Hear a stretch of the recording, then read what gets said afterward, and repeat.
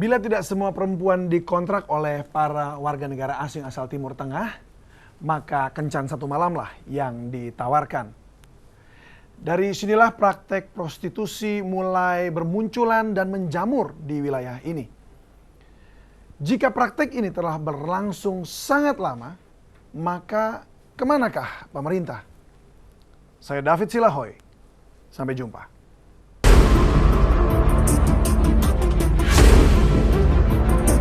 Bukan tidak mungkin bila bisnis ini terus berjalan lantaran permintaan yang tidak pernah sepi.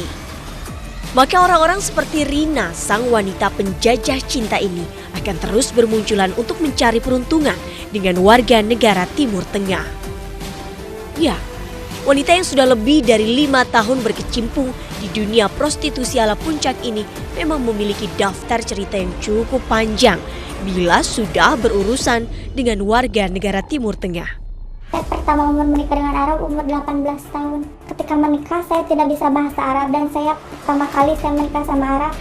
Teman saya memperkenalkan saya dengan Arab sampai pada akhirnya Arab tersebut ingin menikahi saya dan terjadilah di situ pernikahan siri.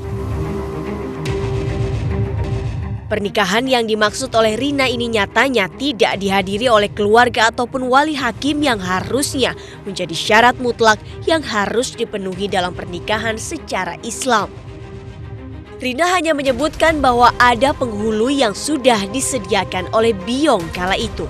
Pertama menikah dengan mahar orang Arab itu saya diberi mahar yang cukup lumayan gede. Kontrak yang berlangsung hanya 1 tahun ini membuat Rina tidak menghentikan pekerjaannya. Lepas dari pria Timur Tengah, Rina kembali mencari pelukan pria-pria warga negara Timur Tengah lainnya. Ya, saya tidak tahu sampai kapan seperti ini karena saya bekerja seperti ini sampai ada saya beres sekolah karena jika aku tidak memberi makan, bagaimana dia sampai sekolahnya?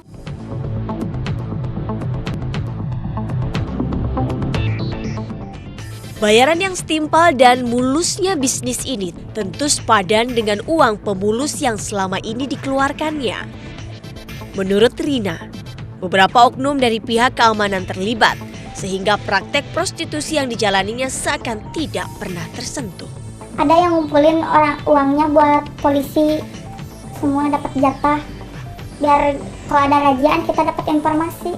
Ada biong lagi kayak gitu. Kita per bulan harus bayar polisi 150.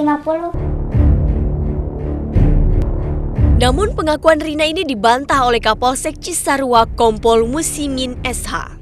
Tapi itu hanya katanya saja, tapi kenyataannya setelah kita survei tidak sebegitu. Setelah hasil survei membuktikan, kita selalu operasi setiap saat pun sedikit banyak juga dia pasti ada. Namun demikian kita kepolisian mengharapkan meminimalisir tentang kejadian-kejadian ataupun prostitusi tersebut. Namun, pihak kepolisian pun tidak mau disebut kecolongan karena prostitusi sebenarnya merupakan tugas bersama, bukan salah satu pihak saja. Bahkan ratusan razia sudah dilakukan demi memberikan efek jera. Kalau yang bertanggung jawab tentang prostitusi itu adalah dari Dinas Sosial dan kerjasama dengan Muspika maupun Muspida. Di sisi lain, masyarakat setempat sepertinya juga memaklumi terjadi praktek prostitusi di wilayah mereka. Meskipun di saat yang sama juga merasakan ketidaknyamanan. Satu, kalau masalah resah ya, itu sangat resah sekali. Karena kita semua mungkin mempunyai anak, mempunyai keturunan ya kalau prostitusi itu.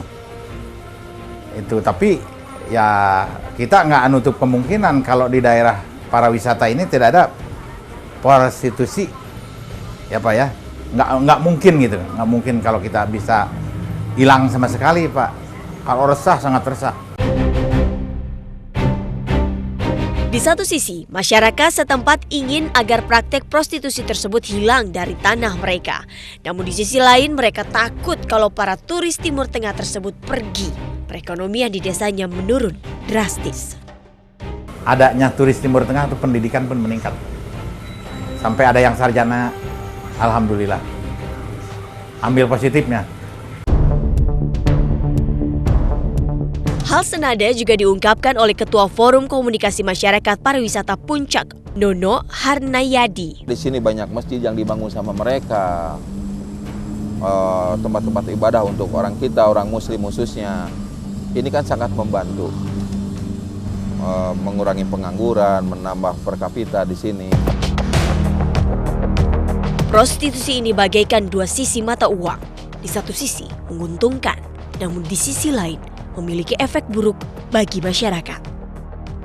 Namun bukan tidak mungkin prostitusi bisa diberantas. Pemerintah harus segera menyiapkan langkah cepat karena nasib generasi muda yang tinggal di kawasan prostitusi harus dilindungi. Yang dibutuhkan adalah sikap tegas dari pemerintah setempat untuk segera mengambil keputusan. Jadi jangan bilang Anda tidak tahu, karena kami sudah memberitahukannya.